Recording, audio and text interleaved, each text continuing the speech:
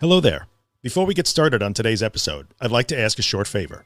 If you're interested in either of the two books that I have written and am about to release, head on over to my website at theanxioustruth.com/books. There you can learn about both books, one of which is free, and you can get on my mailing list to be notified when each book is released and how you can get it. I would really appreciate that. Okay, let's get rolling.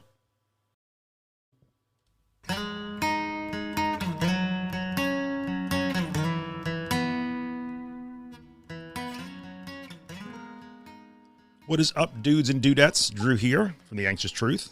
Welcome to episode 95 of the podcast.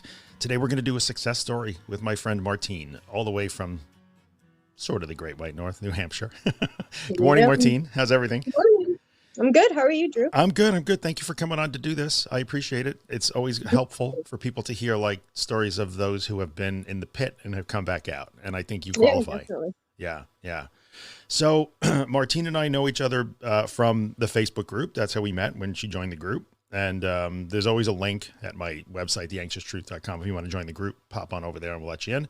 And that's how we met. And I have seen you go through some pretty low stuff. And now I'm seeing you go through all kinds of like awesome, cool stuff. So yeah, exciting. It is exciting. And I'm really happy for you. So let's start kind of at the beginning. How did things get bad for you? What's your background?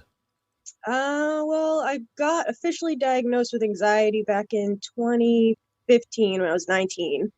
It was actually on my 19th birthday. I was in your neck of the woods in New York City.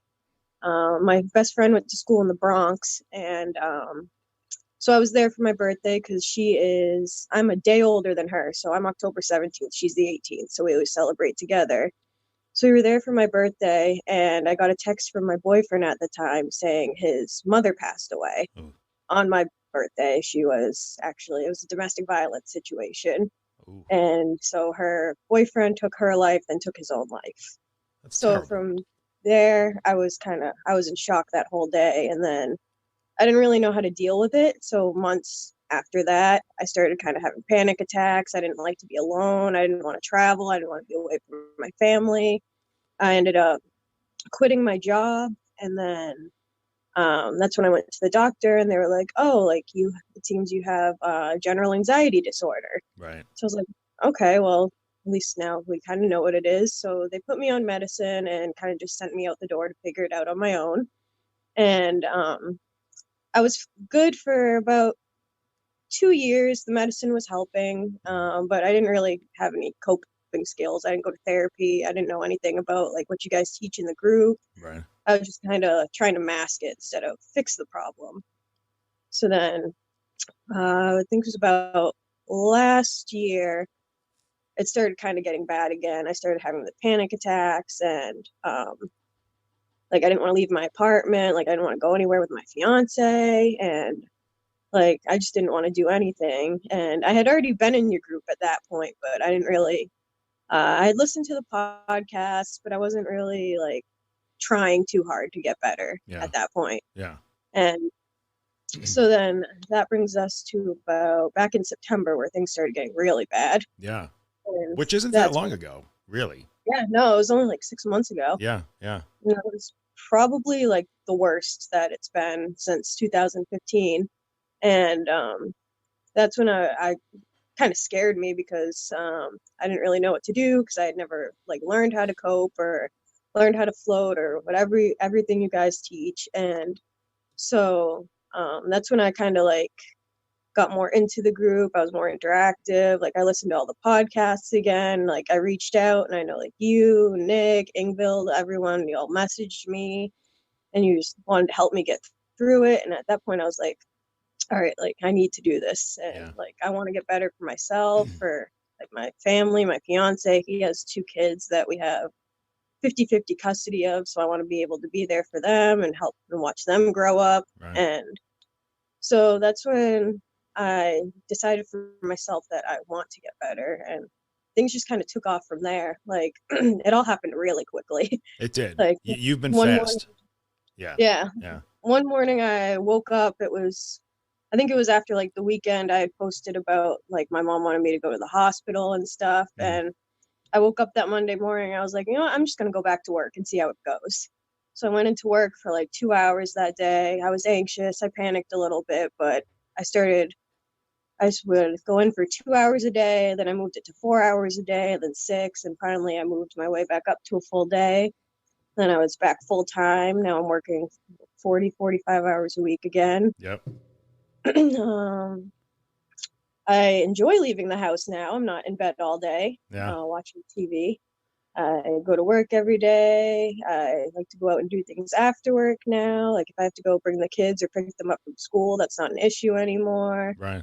Like tonight, we're going to my fiance's parents' house for game night, and I'm really excited for that. That's something I never would have been down to do a couple months ago. Yeah. I would have made up some kind of excuse to stay home To and not go. Right. Right. Exactly. Yeah. So, I mean, do you think right now, give me a percentage? I mean, in terms of like back to normal, what do you think? Not perfect.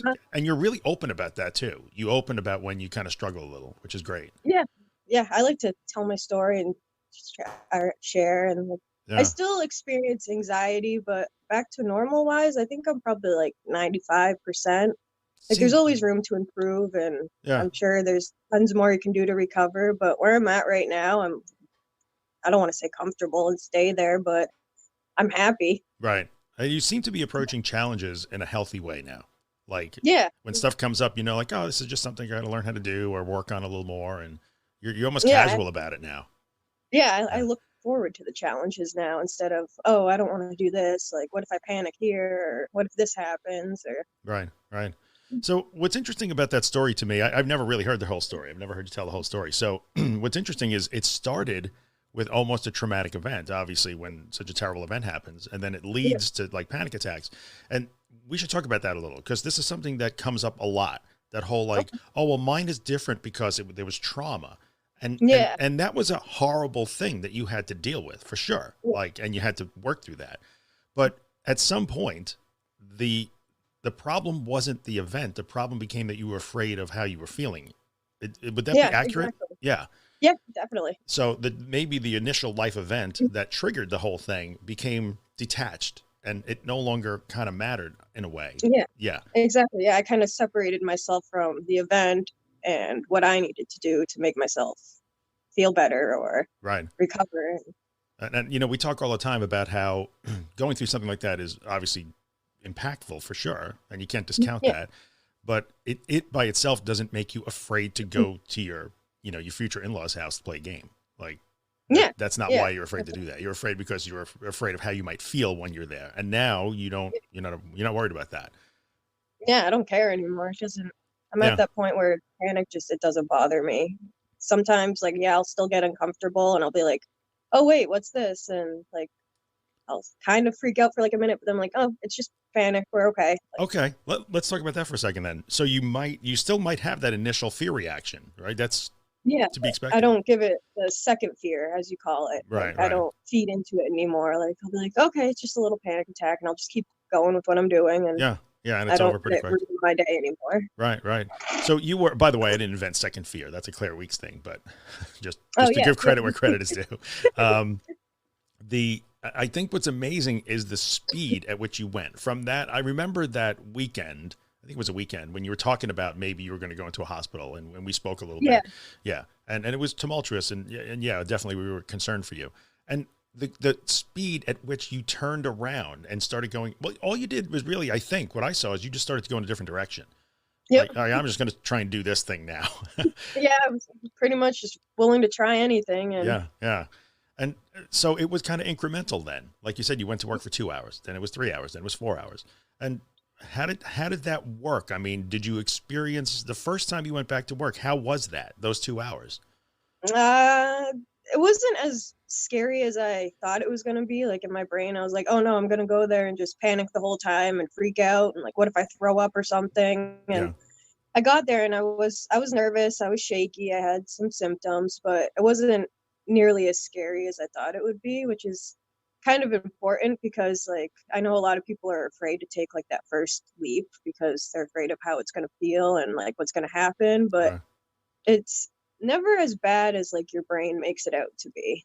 Like I was terrified, like I could come up with the worst scenarios in my head and like it's never that bad. Yeah, the anticipation is always worse than the actual Yep. event. Almost always worse than the actual Yep. event. Every Yeah. time. Yeah, every time. But then, now let's relate your experience in that.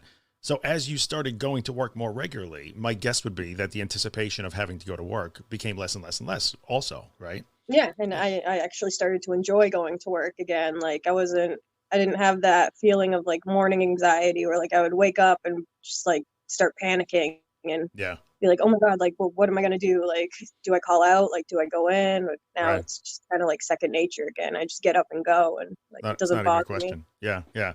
One of the coolest things that I see since we're Facebook friends now is every once in a while you're really funny. So sometimes you'll see like I could see you're at work and maybe something ridiculous happens and like you'll post that picture of like really like just like did this really just happen? Like it's such a typical like oh but it's not Yeah, a oh my god I'm at work I'm terrified. It's just like a can you even believe that this is my life right now? yeah, Like oh I just want to go home because this sucks. But and I don't know why I enjoy that so much because I don't want you to have a bad time at work, of course, but it's so normal. Like it's such a yeah. normal, yeah, I yeah, know there's always something ridiculous and funny happening at work. So yeah, yeah. And you relate that so well, which is really a good indicator, I think, of how I saw you progressing, which is really great. So Mhm. what do you think? Like, do you feel like you still have things that you want to get to? Like, what's still a challenge, or are there any? um, Not so much challenges, but goals, maybe. I don't know. goals. I think. I mean, maybe none.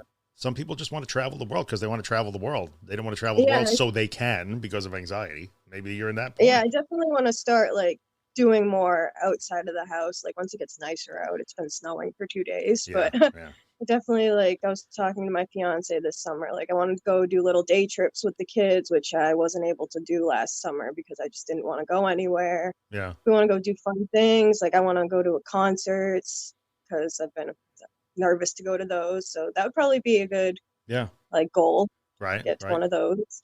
I just want to like explore and go on adventures and stuff because I spent so much time just stuck in the house, just watching TV and not Yeah, doing much. yeah. It kind of stinks. How about the family stuff? Like you got your fiance and his kids. I mean, I love when you post pictures of you and the kids. They're always goofy, Yeah. which is great. So you look like you're having such a good time with them. I mean, how did everybody go? I know your mom was super concerned about you, which of course she would be. And, you know, she was Yeah. maybe the one that brought up the hospital thing, but how did they, once you turned that direction and started going the other way, did everybody go along with you? Did you have a good like cheerleading group Yeah. there? Yeah. Excellent. Because it was that weekend. Like my mom had come to visit me because, like you said, she was concerned, and so she stopped by after work, and she's like, well, like if you don't want to go to the hospital, like what can you do to like help yourself and like get better? And so like I sat with her and I explained like everything how I'm feeling, like anxiety wise, depression wise, like panic, and how I had that little mishap with the Zoloft that was I was on for like 2 days, and Yeah. that Yeah. I remember that. and so I just like laid everything out for her, and it was I felt better like even just telling her because I'm kind of like a quiet, like I kind of keep to myself between like my mom and stuff because she's she's awesome, but we kind of have different like Right. thinking styles about like Yeah. if she wanted me to go to the hospital because I like back in her time when she was growing up, that's what they did. Like if someone Right. was having Right. issues anxiety wise, it's like her dad had anxiety, so he got admitted to the state hospital Which is because amazing that's when you think about it. But yeah. that's what they did then sometimes. Yeah, so Yeah. like that's what my mom's used to. So kind of like I had to explain to her like I want to get better and like there's things I can do for myself without having to go to the hospital, which I'm not against the hospital like in any way. Like if you need to go there, definitely go. Right. Right. Right. Um I just didn't feel like I was at that point where I needed to be admitted anywhere. And so like we talked for a couple hours and I was like, well, I'll start with trying to go back to work. So I'll do that first. And then she was like, okay, just like do what you can, like just take baby steps. And I was like, all right, I'll do that. So that's where that started. And then it just kind of took off and everyone was just super supportive and like things just got much better. Like my fiance, like he was there for me the whole time and he was really supportive, but like when it was real bad, it was like to the point where like he didn't know what else to do. It's like Yeah. it's hard because he doesn't deal with anxiety or anything. And Right. so he didn't know. And They want to help. They just don't know what to yeah, do. Yeah. yeah, Yeah. at that point he just didn't know what else to do because I had just kind of shut down. So I wasn't giving him any ideas either. And It happens. So, that just kind of took off, and they just followed along and cheered me on. And like now I update my mom all the time. I'm like, um, I went to the doctor a couple weeks ago, and she told me how I look so much better, and like how it seems like I'm doing so much better. And so I told my mom about that, and she's always telling me how proud she is of me. Same with my fiance, and the kids are so excited that I'm able to go and do things with them again. Yeah. Yeah. That's great. I think when people see you actually starting to do things, like you took control of your own situation, it's easy to get behind you then. Like, okay, Yeah, all right, no problem. We can get behind you if you're doing something. If you're not doing something, it can be really difficult because then it's just like, yeah, well, save me, somebody help me. And they want to, they just don't know how.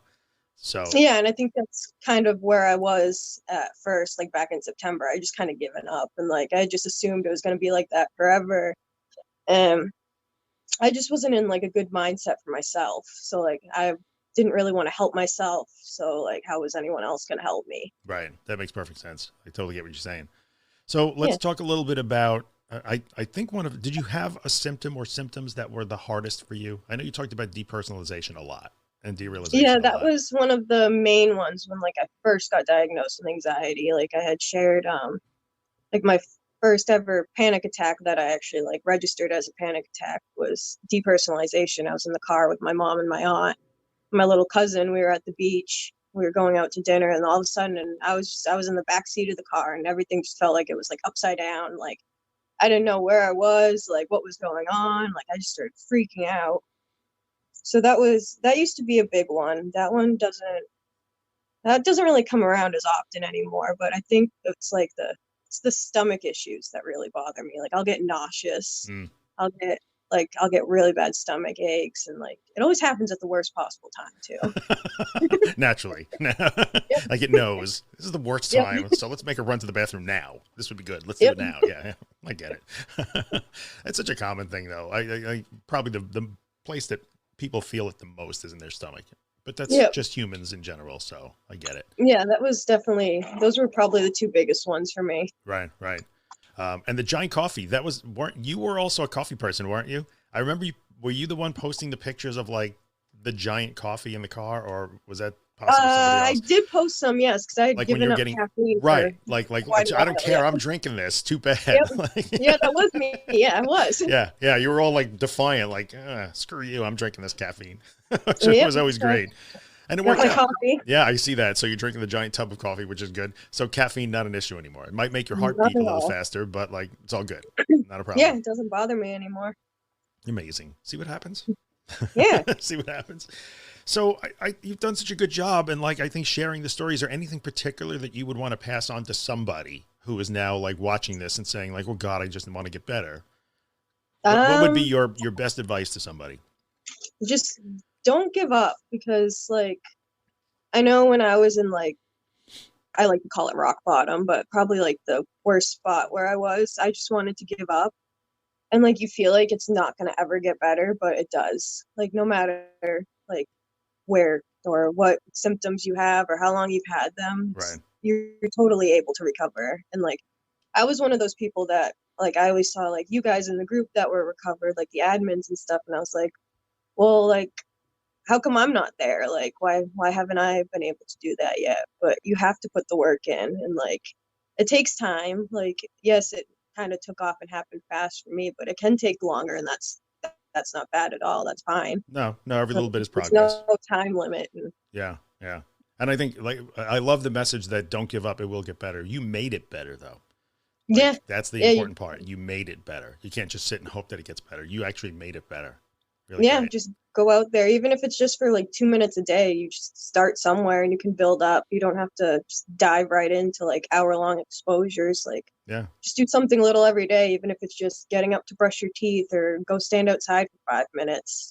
Like Yeah. Whatever it it takes. doesn't matter where you start, you can always recover. Well, you have such a great story. And like I'm so happy to see you like smiling and like enjoying life and doing all the stuff that you want to do. It's really excellent. So Yeah, I'm excited to be here. yeah, yeah. I appreciate you taking the time to come and tell your story. It's really helpful. Yeah, Thank you so thank you for much. having me. Yeah, yeah, absolutely. So I think we're gonna probably wrap it up, and Okay. I'm gonna ask you guys to, as I always, if you're listening like on iTunes or wherever you like to listen, or you're on YouTube, hit the thumbs up button on iTunes or wherever, leave a review, like the podcast, rate it, whatever, you know the drill. Yeah. All right, guys. Thank you, Martine. Appreciate it. You're welcome. All right. I'll see you again next time. Bye. Bye. I'm gonna live my life. It's all around you, you can breathe it in. And this is where your story begins. You got the feeling that you're gonna win. Yeah, you're on your way. It's in the afterglow. It's in the lyrics of the songs we know. It's in these feelings that you never show. Yeah, you're doing fine. It's all around you, you can breathe it in. And this is where your story begins. You got the feeling that you're gonna